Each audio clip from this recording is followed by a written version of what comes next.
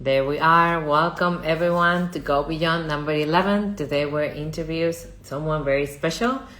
I'm gonna wait for Yass to connect with us, and meanwhile I'm gonna introduce him. So today we're gonna interview Yass Diallo from Africa, living in London. I definitely have to read this because it's a very long description of him.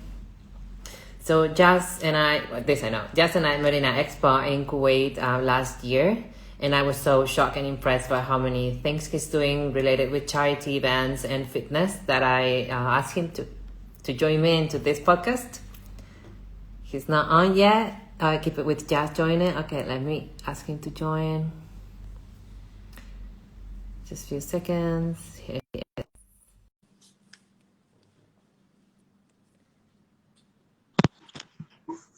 Hello. Hey, what's up? Hola. I was introducing a little bit about yourself and how we met in the expo in Kuwait, and I was very impressed by your charity events and everything you do. So Thank you. Let me give this long short interview about everything you do, and then I'll let you go. So that's cool. Yass, welcome. Thank you for joining us into the podcast. Thank you, Patricia. Yass Diallo originated from Senegal, West Africa, grew up in France and moved to London 17 years ago. Founder of a give back charity called SenExperience Plus, volunteering in projects in Senegal, Gambia, West Africa. He lived for fitness and worked as a fitness model, fitness influencer, personal trainer, and coach. He also worked with companies that sell gym equipment and sportswear. He has seen the world through his job and passion, which is fitness. And he's a 20-time British and European champion in both in fitness and bodybuilding federations. So Yass, thank you to join me and Go Beyond. Episode number 11. Thank you, Patricia. And sharing your amazing journey with us. And that's right. Yeah, in both fitness and charity. So I'm very happy to be able to mix the bodybuilding community with any fitness and giving back actions. That's right. And, you know, the first question, of course, is going to be, how did you get started into fitness, and where is this passion coming from? Because you're always in shape. Always. Okay, good. First of all, thank you very much, Patricia and Jimmy, for bringing me into this platform of like you said, 11 interview 11, and for me to be part of this is an honor as well, because it shows obviously the interests, the community of bodybuilding and fitness. We all there to motivate again, to work as a team. Like I said, we motivate each other. Our followers, we follow each other, so we motivate. They follow what we do, and we are there for them because we keep, the movement going. Without them, we wouldn't do what we do. They encourage us to continue doing what we're doing. So once again, thank you to everyone for joining this live, and thank you to you guys for giving me the opportunity to be expressing myself on this platform. To share a little bit my experience into about my life and the fitness and how all this is started. So first of all, like you said, my name is Yass. I'm in my 40s now. I don't share this often because I don't celebrate my birthday. So now people know. So I started my fitness journey in a very early age. Actually, when I started, I didn't know actually that was a fitness journey. It was because all started in a natural way. How? Because as I was growing, a child, I was the only boy from my mother, and all the rest were sisters. So, in the African community, it's important as a man to be taking some kind of, daily work, the activities, going to the farm, when they want to send someone to the shop, or going to fetch water or wood or something like that, So I was very close to my mom, and she was most of the time, needing my help in terms of completing these daily activities. So this is all that brought me into being active person.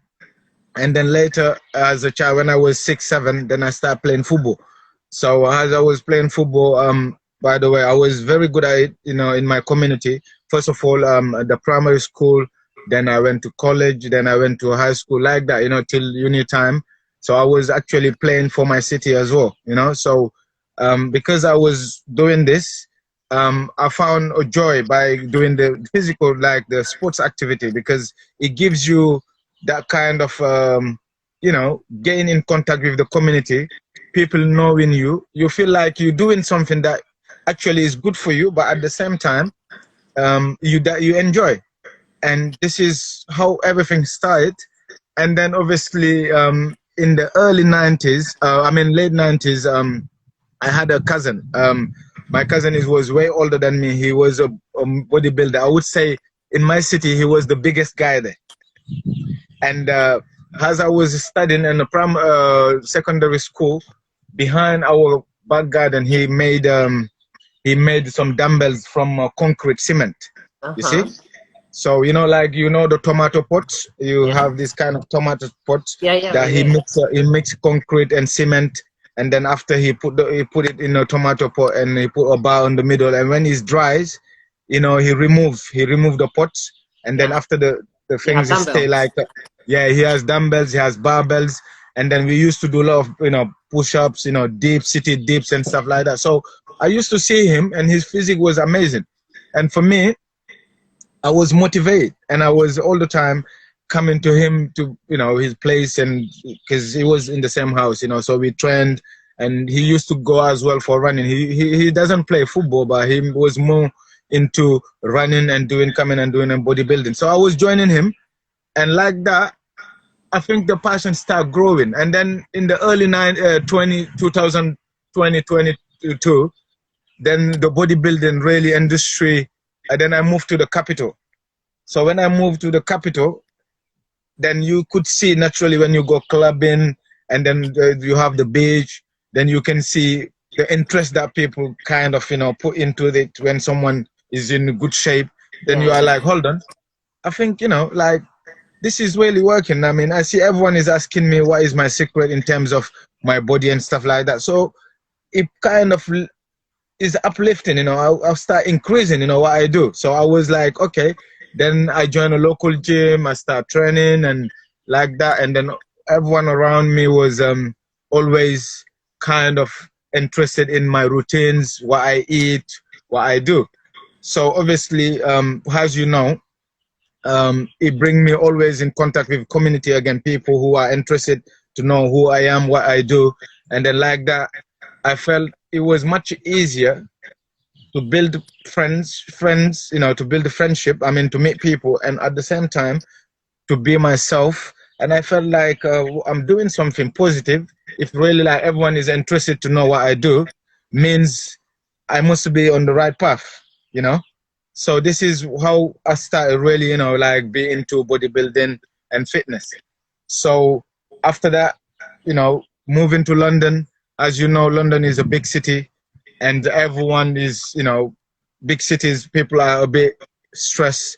You know, they have limited time. It's no longer anymore when you are in Africa, you have all the bush, you know, where you can run, you can daily fetch water. You know, you basically, a lot of exercises that I was doing as a young child, I found it in the gym, if you know what I mean, yeah? It's like, you know, chopping wood. They use the cable, you know, to do this. You know, it's like you're chopping wood. You know, the exercise is called chopping wood. You see, so like slam balls, fetching water. You know, doing a lot of things. So again, this is kind of things that motivate me. And then later, then I've said, you know what, I think, you know, my journey. I love bodybuilding. I love fitness. I think I'm gonna be looking to do a course. You know, I would like to work in the gym, because I had different jobs, working at airport, working in restaurants, working for hotels. You know, by the way, I studied tourism and I worked, you know, in the hotels and everything. But I never enjoy my job. You know, I mean, my partner knows I was really completely, all the time, I didn't enjoy. You argue with managers, people trying to tell you what to do. And, you know, sometimes you are like, you know, it happens to everyone, you know, like I feel, oh, I suffer so much. I have a life experience, so I shouldn't be here, people telling me what to do. I would like always to be involved in the fitness industry, work as a personal trainer, or work in the gym, work for myself. This is where I see myself, you know, because I was my biggest dream was to become a professional football player, because I have been in an academy. I've been playing football, and I done a lot of things related to football. So my biggest dream, it was that. And I was always someone who loved sports, you know. So because I was aging and I didn't make it as a professional footballer, so I thought, again, this is a way for me at least to be doing something that I like doing, and probably I can, you know, build up my life by being a professional personal trainer, working in the in the industry, and at the same time also helping others, because this is something that always been matter to me. Helping others, seeing others happy makes me happy, you know, like, you know, in terms of giving, in terms of cooking, in terms of making people around me happy. This has always been something that is in my heart, you know. So we're gonna come back to that, but again, absolutely, I don't regret it, you know, to get involved in the fitness industry. Then when I got started as a personal trainer, then obviously the industry, everything comes all together. As a personal trainer, I felt like I needed to basically to up my game. As you know, the fitness industry is quite challenging. Is you know, everyone is there, everyone, you know, people comes with a lot of qualification, people comes in like with insane bodies, but at the end of the day, I always say to my colleagues that we all are qualified, you know, like we can have tons of qualification, but the fitness industry is a bit of everything. If you look at our clientele, everyone come to you, people come back to you for you, in terms of connections, you know, in how they connect with you, how they see you. Like, they must see something physically in you, or morally and mentally, that when they are around you, they feel like they are completely themselves, you know. So now, because of that, as the trainers, I felt like, okay, we need to try to put together as much as possible that baggage, you know, like having a storage. So every time someone come to you, you feel like it's in the library, you look at the book, you bring it, you say, there you go, this is what you need, you know what I mean? So then I start doing my competitions, you know. When I start doing my competitions, in the UK, you have a lot of different federations. So I was doing men's physique, fitness model, muscle model, and then later, as you increase the size a little bit, people will tell me, oh yes, I think you should do classic physique, you know. Then I start doing classic physique. Then as I was winning the shows, I enjoy it, you know. Obviously, we all enjoy winning. We all enjoy seeing that, okay, you know, I've been doing this, I've been doing my diet, I've been training hard. Now, finally, I lift up this trophy. So people who believed in me, I always been doing it as well for them, you know, because then I see the clients love to say, oh, who's my trainer? It's Patricia, you know, she was, you know, what is called the wellness champion, this and that. So I feel like, okay, you know what, because obviously people want to join you for who you are and what you do. So it's always good to bring something different in the fitness industry, you see? So I keep on competing and then going to expos. And so then, when I go... But just how would you relate all of this starting the charity events? I mean, so the charity... Why did you begin the charity events? I'm very, very amazed by everything you created in Africa, because you, as you said, you started from the bodybuilding. Sports give you a reason to get motivated, to live, to share with others, and then you started sharing more with the charity events. I mean, why, how, and where? Because you're going in multiple countries. Yeah, that's right. Why did you start it? Yeah, the charity is something very important and special to me, and I'm happy today to share it with most of you guys. The charity house started is related to someone who's very special to me. When I was young, I come from a middle class family in Africa, like I said to you, and I work hard, you know, as a young kid. I really, really has worked hard. You wouldn't, you know, if I tell you what I've been doing as a kid and all that, I used to help I worked hard. So someone came along. So how it started, when I was in the primary school in Senegal, there were this, you know, basically there were an agreement between Senegalese government and the French government, you know, for France to be sending some missionary in Senegal, because back in the days, you had like people going there to work either for the church or to exchange, like educational exchanging. So there were this white man who actually he's from France. His name is Jean Simon. You know, so he been sent to Senegal to work for a few years. So he actually was working with the teachers in my school. So like I said to you, when I was young in primary school, thanks, you know, I know this sounds a bit like yeah, I'm trying to big up, but I was a hardworking student on top of that. Yeah. So because every year I was first of my class for like almost the whole 7 years. You know, I used to have free books because they do for the first three, just like competition, for the first three students of everything. They used to have like rewards for your next class, so you don't have to pay for, you know, school fees. You don't have to pay for kind of, you know, books and everything. So I was actually one of the students that every year, this was important to me because it helps my parent at the same time to save money, you know, not to buy me stuff. So I was working hard at school, and this French guy came along. His name is Jean Simon, and he lives in the south of France. So he came along, and he was working in Senegal, and he's been sent to my local school to work. So he noticed, as a young kid student, you know, I was working hard and stuff.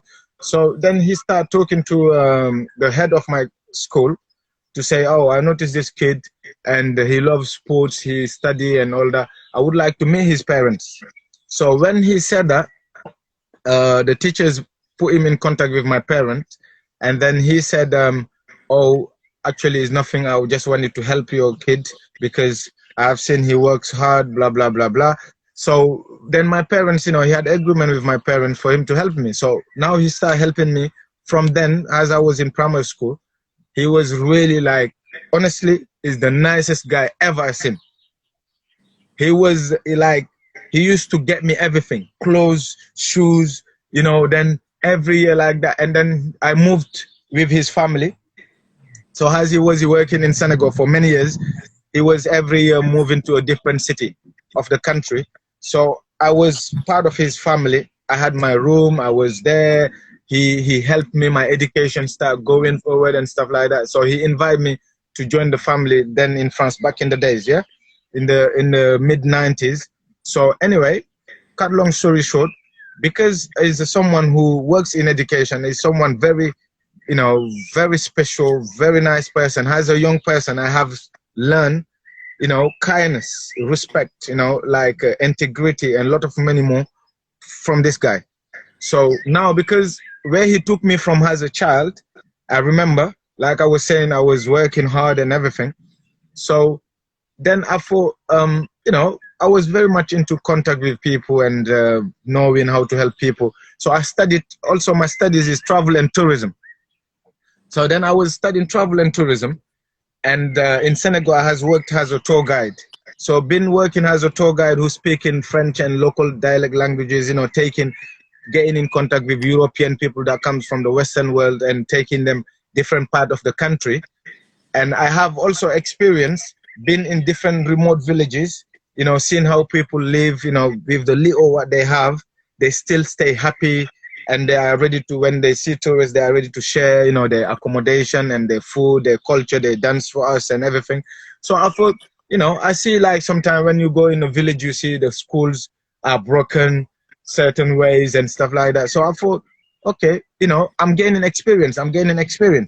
So then in 2001, as I then I was working for this hotel, and also probably people might know from is a, yes, my brother, that's the Teranga, yeah. So from is Le Monde à la Française, is a big French travel agencies. And I was working for them. And then I remember this British company is a volunteering project organization that they had to set up to expand their project because they were in 77 countries in the world. And they traveled to Senegal to open again, to add Senegal as a destination in the early 2000s. So they came and they were staying in my hotel. So as they were staying in my hotel, I never knew they were coming for so purpose. But again, I'm someone who's a people person, you know, I talk to them and this, that. So they ask me if we want to sort out papers for ministry, where we go and stuff. So I was just helping them. And then later on, they needed someone to represent them in Senegal as a country director. Yeah. So telling you again, taking you the story how I came to England. So again, these people, they told me, okay, we are from England. This is what we want to do, and extra. This is what we're looking for, someone to represent us, to work here as a country director. And your role will be to receive volunteers who's coming worldwide to be working in the community. So you're going to be placing the volunteers in families, picking them up from airport, trying to find some placement for them if they want to do teaching, or they want to do medicine, or they want to do cultural classes, whatever they're going to be applying for. My role will be to find a placement for them, to find a host family for them. And once these volunteers are set to come to Senegal, I will be going to the airport to display a sign with their name so I can pick them up, you know? Yeah. So then I start working with for this NGO as a country director. So I left the hotel job. So I was working for them. Good job was good, accommodation was good, everything was good. And then I start coming to England to they invite me to England to do like presentations for their for their project in Senegal. So then when I start coming to England to do presentation for the project, they call it open days, where, you know, like thousands of people comes, like expos. So then I will talk as a country director about Senegal, the country, the culture, you know, the politics, and also the project, what we offer in Senegal, and what is it like a daily, typical day project in Senegal. So I was coming there back and forth, going back to Senegal. And then after they closed a certain period, then I decided to move to England. So this is how come I came to England. And since I came to England, then that's it. I felt like I'm in a country now where the sports, you know, is just there. And when I work in the gyms, you know, it's like when you put a baby in a toy room or candy shop, you know, I felt like, yeah, this is it. Now it's time for me to follow what I love and to do what I need to do. And then as the beginning, I was having a job and coming gym, having a job. Then I decided, you know what, I want to do my course, join this. And then at the same time, I want to just become a personal trainer. Then I follow my dream and I start competing. Now, very important question about the charity. So now in 2006, life was still ups and down, you know, for me in England, 2006, but still I had the dream. I had the dream to again give back. Thinking about Jean Simon, who used to help me as a kid, I said to myself, in my hometown, my dream is to build a center. Okay, so when I build the center, I want to have offices in that center. I want to have some activities in that center. And the center now, I want to be organized in my own organization, like the NGO that I used to work for. But this time it's going to be more, this time it's going to be more epic. It's going to be more authentic. You know why? Because I'm from there. I experienced the life there. I grew up there, and I know their problems. And I know, you know, their problem. Therefore, it's much easier for me to connect and to be able to help them in the way that they need the help the most. So I decided in 2006, I will find this NGO. It's called SenExperience Plus. Why SenExperience Plus? Because Sen is for Senegal. Your experience is like your experience in Senegal. And the plus is because when people go there, they live with host families and they experience the culture. They work with locals. So everything is about the plus, you know, like what you're going to gain. Yeah, the value you're going to get by staying in Senegal. So again, this is how basically I put it into place. So when I put it into place, then, you know, I started, you know, getting volunteers. The website was there, you know, support to my partner and everything. You know, we set up the website. The website start up and running and stuff like that. Yes, my brother. So we start sending volunteers there. So when we send the volunteers to schools, so basically the volunteering project, I run project in education. You know, people can teach English, French, IT, drama, care and community.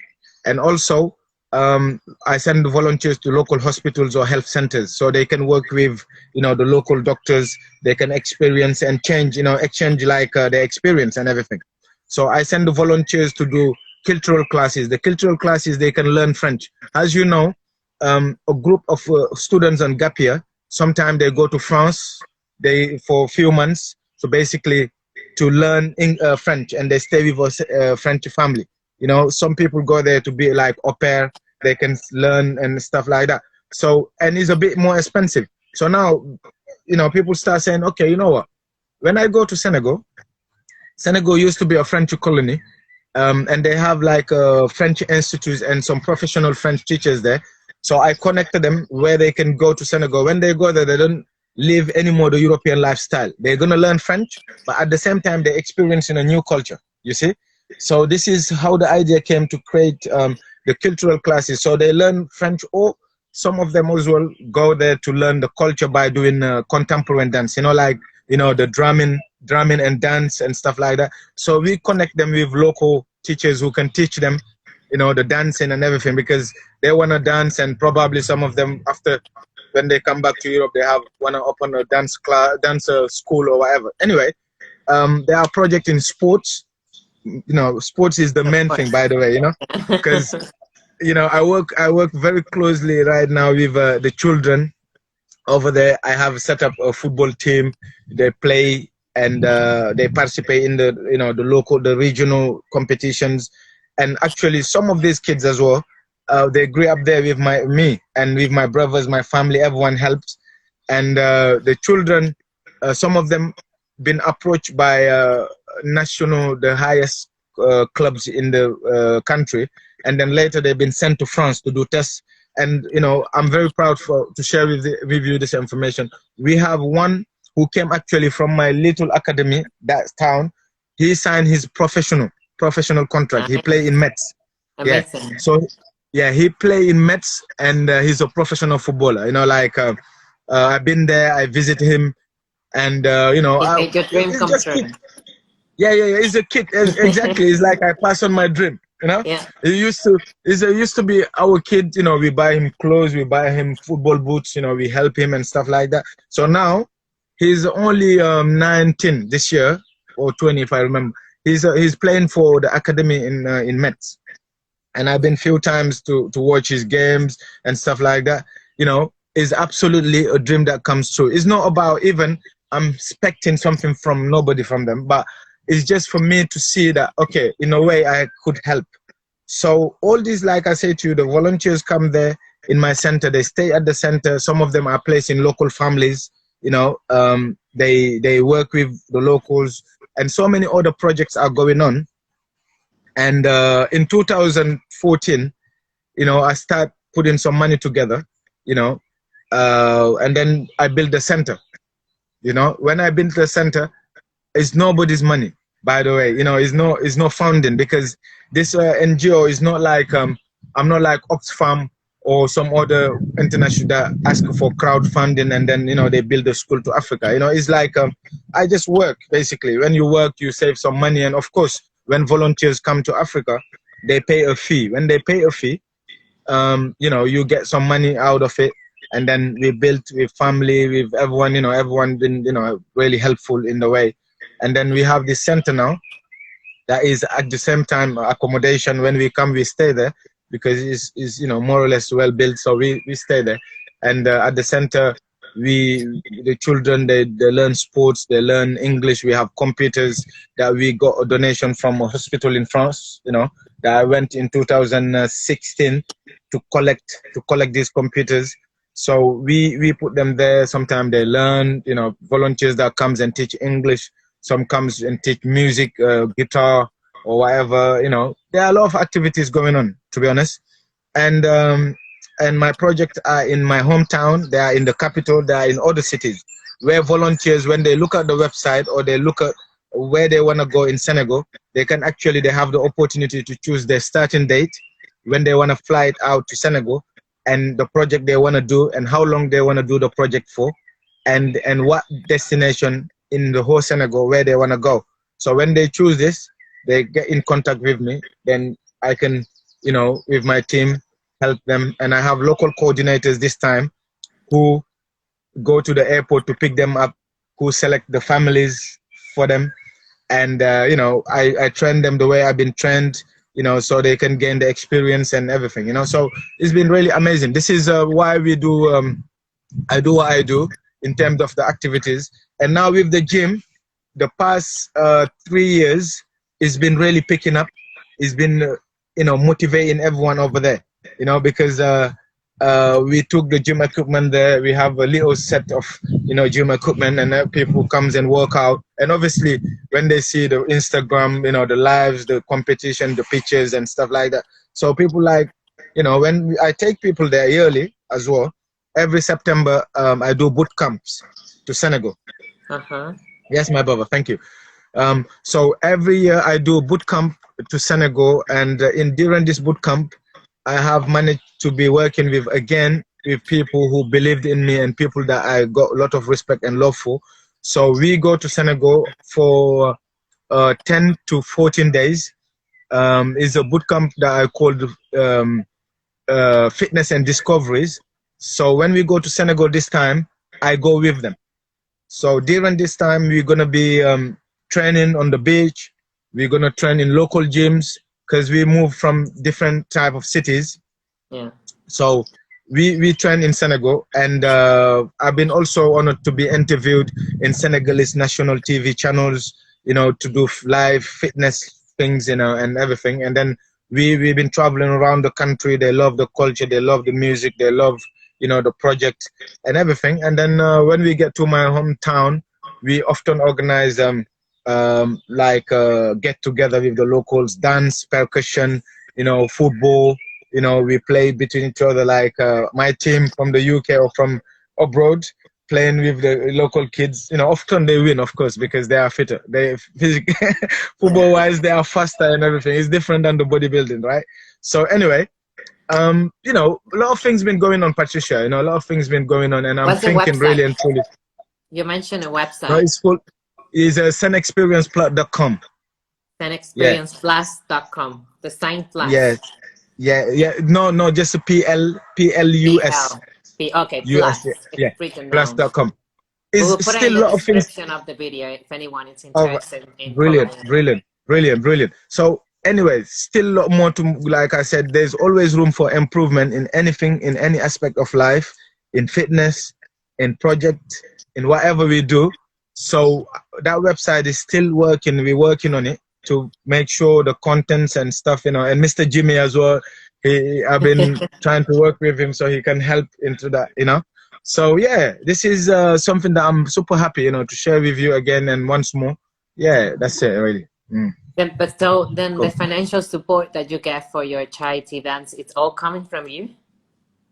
Yeah, the financial support is all coming from me, but also it comes from like some of the clients I have. Someone like called Justin, for example.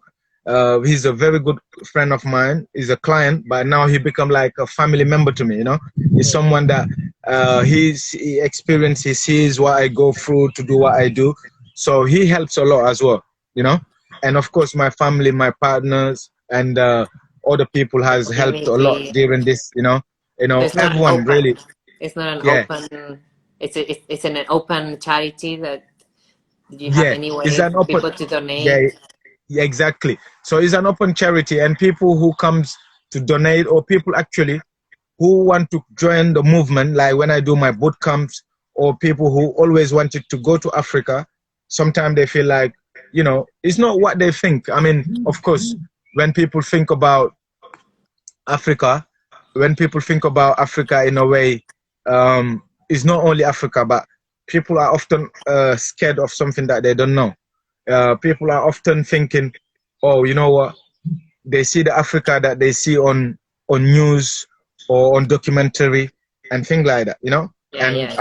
Unfortunately, this is not, you know, is not really motivating people to travel again there to help others. Is the only way they can experience it is by going there. So now when they know, like someone they see every day in the gym, someone who's training them, and I said, I'm going to Africa and I'm organizing this project for 2 weeks. For them is at the same time is a holiday. I call it meaningful holiday. So it's a holiday where they can actually, you know, be handy, be useful to the community by doing. You are on holiday, but you also sharing your experience. You helping. You feeling like you're helping others. You know, so it's a win-win for the locals and also for someone, you know, who's visiting. Yeah. So yeah, this is a lot of other people have really volunteers, you know, friends, families, you know, everyone, you know, been involved and really, you know, been helpful. You know, without everyone, I wouldn't be able to make it happen. But yeah, it's been going on, and but it's nothing like money that I am getting from the government or I'm getting from a specific organization that is helping. Everything that been going on there is been going on because of us, you know, like we're going through our own means, our own funds.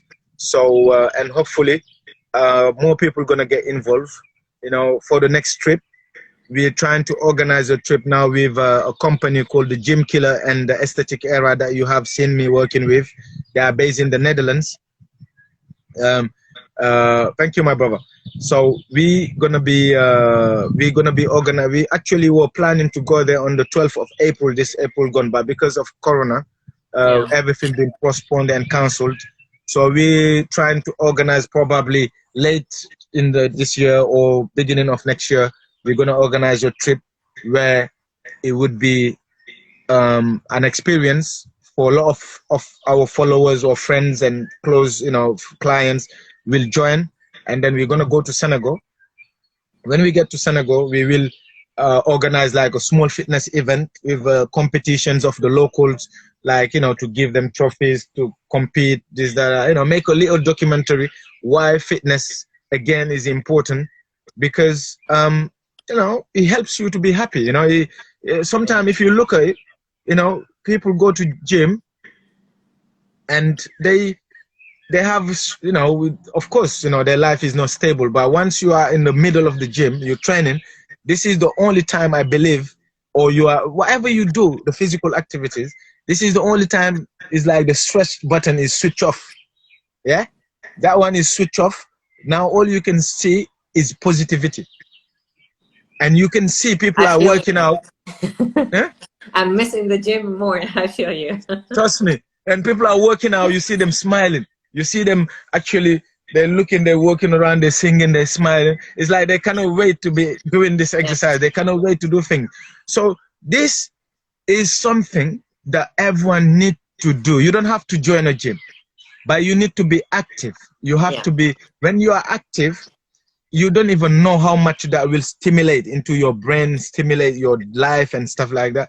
It wakes you, that's the only way forward, I believe. And if you look at it, in any religion, if you dig deep down, they will tell you to be active. If you are stressed, the doctor will tell you, go for a run, try to be active, do something, you know, walk often, jump often, cycle often, you know, it's absolutely the way forward. I don't know why people tend to, you know, not to see it. It's absolutely. Yeah, to be honest, yeah, that's my opinion anyway. At the end of the day, you know, we all have our opinion and our lives and what is matter to everyone. You know, I know sports matters to me, and we all know the truth. Okay, we know the truth. It's like when you know something and you just don't wanna face it. Everyone knows sports is for life. Like someone is saying, sports forever. Absolutely, you know that. Everyone knows the truth. Let's face it. It's like Corona is here. Everyone knows about Corona now. Sports is like that. Sports is among us. Anything you do, you lift your phone, you are doing sports. You stand up, you're doing sports. Whatever you do in the physical activity per day is a sports, you know? So can you imagine? Breathe, you know? Sports. You breathe is sports. Come on, you smile is a sport. Whatever you do is an action. Yeah? So again, let's make it really big. Yeah, it makes your blood flow. If you're not doing sports, once you start making a movement, you're gone. So again, it's important to take it to the next level and be active. You don't have to join the gym, okay? You don't have to go, you don't have to pay a personal trainer if you want, okay? But we are just here to let you know we love you, and we want to tell you to get into the sports community. Like, be active, be a gardener, play golf, do whatever you want to do, but make sure you stay active. That's very important. Yeah. Even in psychology. Yeah, I was just watching a psychology documentary say 30 minutes per day of any kind of physical activity. Exactly. That's why can it's take you recommended. off depression and can take down the medication for depression. It's Brilliant. so easy. It's so easy. The fitness industry, 30 minutes is recommended. Every human being need to be active at least 30 minutes per day. And 30 minutes out of 24/7 hours, you can be walking, you can do, if you want to do crawling, you know, whatever you want to do, but make sure you move. I was going to ask you. We chose moving, so we yes, moving. I was going to ask you what's the most important thing for you in life, but I think you already answered. Like sports, right? Yeah, sports in life, when it comes to life and stuff, sports and giving back and family, you know, and of course my son. I have a son. Of course. You know, everyone knows, you know, like the story between me and my son. And family, love, you know, wife, husband, boyfriend, whatever you do, you know, whoever got things there, they know what is important to them. But for me, giving back is very important to me. Sports is very important to me. Family, friends. But yeah, sports is one of on top. I don't want to discriminate. I don't want to finish this live and people will tell me, oh, you know, you say sports is more important. You know what I mean? Yeah, sports. Yeah, sports is really, for me, without sports, Patricia, I don't see my existence. You know, the gyms now, we're starting to get used to it. But when gyms close, look at us now. We sit in here. Sometimes you feel like the whole day you have trained, but not really your standards. You know what I mean? So absolutely, gyms is the way forward. You know what I mean? You have to. You say someone say, I'm sure all family got 6 pack. No, not all of one, Baba. This is a choice. In the family, it's not everyone who can get 6 packs. It's a matter of choice. It's a lot of work. Thank you, my Baba. Yeah, definitely. Yeah, thank you. As a closer, what is the best advice you will give us? As a closer, what is the best advice? Like being active, giving back. Because you feel very good giving back. Because someone gives back to you, so you're giving that back. Exactly. You know, my advice is in life, you don't have to be a personal trainer to help other people. You don't have to be rich. You don't have to, but you can, there's so many other ways you can be handy and help others, okay? Into your own field, like everyone, don't tell me, every single of us got something in them that they can help with. It could be a smile, it could be morally, mentally, physically, it could be anything, okay? So first of all is that. Secondly, talking about health, lifestyle, as you know, nutrition means food. It plays a key role into every human's life. 70 to 80%, you know, nutrition is part of it. You will see a lot of people who look really good because they have a good, you know, they eat good, they sleep enough, they don't need even to exercise that much. You will see them, they look healthy. So again, it's always important to have a balanced lifestyle. Eat well, you know, try to be active, try to you know, to sleep enough if possible. I know I don't sleep enough myself, but it's part of it, you know. So sometimes when I'm tired, I just let it go. I sleep, okay? So this is important, and every single of us need to be active because, you know, your life you live only once, and this life has given us for a purpose, and it's important to look after it, okay? Because remember, you can only help others if you are happy, okay? Like we said, if someone said they're gonna give you trousers, look at what they're wearing, right? So if you're not happy, how can you make others happy? You can, but if the way you're gonna make them happy, the only way you can make them happy and feel the difference is if you are happy yourself. So again, it's important to be happy in life. How are you going to be happy? Be active, you know, do something, you know, what you like, and try to eat healthy. I know It's not easy to challenge yourself for food, the temptation and everything, but please try to be disciplined, try to stay away from certain temptations that are not good for you. And if you really touch it, try to be concerned about it and do something about it. Means, okay, go and do for a run, or try to balance your calories. Okay, yesterday I had a drink or pizza or something that I shouldn't have. Okay, I'm not gonna let it settle down and make it a habit. I'm gonna now try to be more active and do something. This is, I believe, this is the way that actually you can try to get, be more disciplined, more focused, more organized into your daily life routines. And yeah, that's my advice really for everyone who's out there who's watching this, and also people who because it's important, to eat healthy.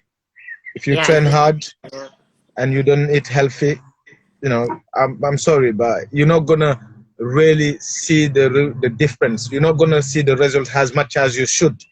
Because if you train hard, it's only fair if you eat well-balanced food. Then you will see, oh, I train only 1 week, I can see the difference. But you see, sometimes people ask you this question, and it's important. They said, how long it takes me to have 6 packs, or to take me to have good legs like you, or to take me to have this? No.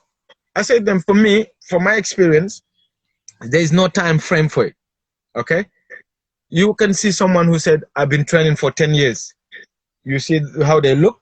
You can see someone who said, I've been training for 3 years. And you can see probably they look better than the 10 years one.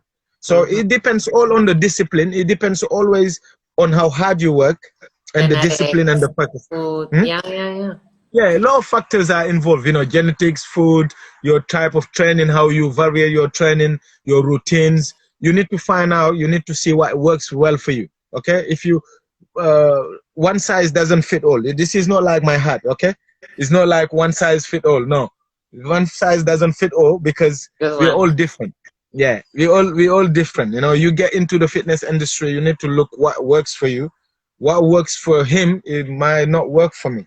But by doing it and looking and experiencing, trying your body to experiment to different things, then you're going to end up feeling, okay, this is the protein that works for me. This is the pre-workout that works for me. This kind of exercise works for me better, and training morning works for me better than the evening. This kind of thing, then you put the whole package together and then you train. Okay, this is, for me, my advice is that. But the rest, we all know ourselves the best, okay? And we make the best decision for ourselves, because we only can advise you, but down the line, the life you live, where you are, your goals better than everyone. And when you make the decision, always will be the right decision for you, because at the end of the day, you know what you want, you know where you are, and you know where you're going. So we can only be here to motivate you, to share information with you, and to give you our ideas and our option, what do you think, our thinking. Down the line, when it comes to the final decision, that is yours again. Yeah. Cool. Very good one. Very good one, Yass. Yeah. Well, thank you so much for joining us today. Thank you for sharing all your charity events. I will put them in the description box. SenExperience Plus with letters. No worries. I will send you the links, and Patricia, and everything. Yeah. Thank you so much. I have to see some videos. Yeah. Send me info. Yeah. So they can I will send you videos and everything. And say hello again to Mr. Jimmy, my friend. Yeah. Yeah. I will. He's Mr. around. Jimmy. He's listening. The guy with the big legs and all that. Yeah. Tell him to squat to do he misses deadlift. Yeah. Okay, Patricia, once again, thank you so much for having me. And thank you again. And thank you to everyone for your time and for listening. I hope this has been useful to you. And we all speak again very soon. Yeah. Thank you so much. Thank you for joining, especially bodybuilding and charity. It's amazing to get back in the community. Thank you, Yass. Bye-bye. Thank you. Bye-bye. Thank you, Patricia. Thank you. Bye-bye. Bye. Great.